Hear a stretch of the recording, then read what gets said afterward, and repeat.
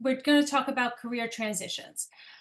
They can be very daunting, but they can also open up the door for a lot of meaningful changes and meaningful chapters in our professional lives. We have Justine Bassett, we have Adam Dickinson, and we have Jordan Mathews. I'm Jordan Mathews. I'm a former federal worker. I entered the civil service as a presidential management fellow in 2021. So, for my nearly 4 years of service, I worked at the Community Relations Service, a small component within the Department of Justice that did community conflict resolution across the US and our territories. I always want to include that I come from a proud Air Force family. So the importance of civic duty has always been present in my life. I felt incredibly honored and privileged to have the opportunity to serve the American people as a federal worker. I decided instead of waiting to take the deferred resignation program 2.0. It was a decision that left me reeling with grief, shame, anger, and it also left me wondering, like, who am I now? In those feelings, I felt called to write my story. Writing has always been my tool that I turn to for creative expression and processing. So after listening to that voice whisper in my ear for many weeks, I finally gave in and I wrote my first blog post titled Fed Up with Feeling Shame, a former federal worker processes taking the fork. Writing this first essay, turned into what is now the FedUp, which is my blog and growing community where I help the pushed out and pissed off federal worker reconnect with their voice through writing, workshops, and other events. I also took the US government's deferred resignation program, the second fork, like Jordan. It was really difficult, to be honest with you. My only career has been with the FBI. I don't really know anything else. My sort of turning point of what led me to take the deferred resignation program started about almost a decade ago. I really wanted to get clear on my purpose and my personal mission, which is to help others align themselves by integrating intuition and logic so they can make decisions that feel right but make sense. Our daughter, who's now in high school, just called this our generational wealth, clarity and resilience that you can actually pass down. I thought that was very powerful. I got frustrated that it took me so long to learn what nobody teaches you. There was no roadmap. So I built the one that I wish that I had, and that has become Joy by Design. And Joy by Design is a practical framework that trains emotional steadiness the same way you train any kind of operational skill. And Joy Studio is where we practice it, not as therapy, but really as tactical training for your inner system. I like to think of it as a design lab for your next chapter with people who understand exactly the terrain that you are navigating.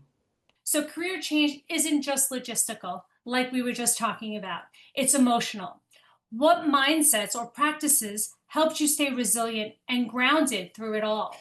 I first go into my Akashic records to seek guidance on sort of those big decisions.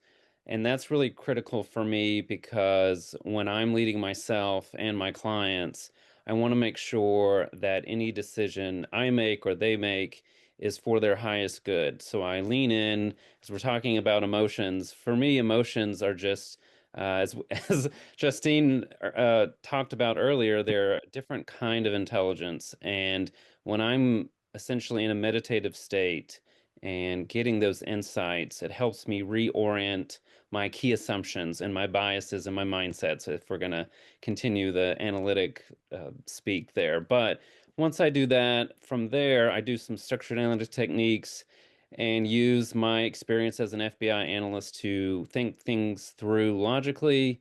What are some of the alternative futures that I need to think about? What inputs are coming into my decision making, and what do I do with them? The other thing that I try to practice is resilient optimism, and it's not toxic positivity. It's really a mindset set shift in thinking about designing your way forward. Um, and I guess that I would say your first job in a place of uncertainty is to steady yourself, steady your body, steady your mind so that you can get that clarity going forward. After deciding to leave, I still wondered, though, for a long time if I made the right decision. And it was only through wrestling with my feelings, through writing and sharing with others, that I began to feel confident that I had made the right choice. I started to be able to use my gut again as a compass. For so long, I struggled to connect with my inner voice. It often was something I considered to be a strength of mine, but because of the stress of the job, because of the stress of what was going on, I felt static. I felt like I couldn't connect to it. And so, learning to trust myself again has been one of the greatest gifts that has come from taking this leap of faith into the unknown. Been sort of one of my gifts around from being an intelligence analyst for so long is sort of that future setting, vision setting, if you will. And earlier in the 2020s, right after COVID, when I started learning about the Akashic Records, I knew that the Bureau, to be honest with you, probably wasn't going to be my end-all career just because I had these larger visions of what I wanted to create. It's really about listening to your emotions as a strategic act, not a sentimental one. Uncertainty is really challenging to deal with, and it requires a thoughtful strategy. At some point in time, you have to be honest with yourself about what's next for you. Performing in mission-driven or high-intensity careers automatically sets you up for resiliency because you can apply your own frameworks, strategies, and mindsets from the experience that you had to the private sector for your own business. As an entrepreneur, I'm sort of creating similar groups. So I have a community that's sort of like my training division.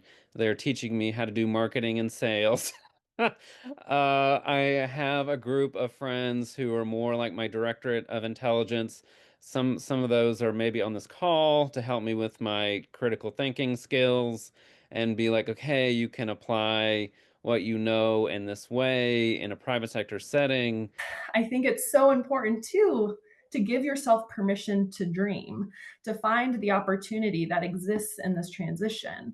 Who are you now? What do you really want? And this is important, not what you think you should want, but what do you really want? If you could like shed and take away all of these restrictions we put on ourselves, like what do you really want for your life? How do you want to feel? I think that's a really empowering question. Like if I could wake up and feel a certain way every day, what would that feeling be like?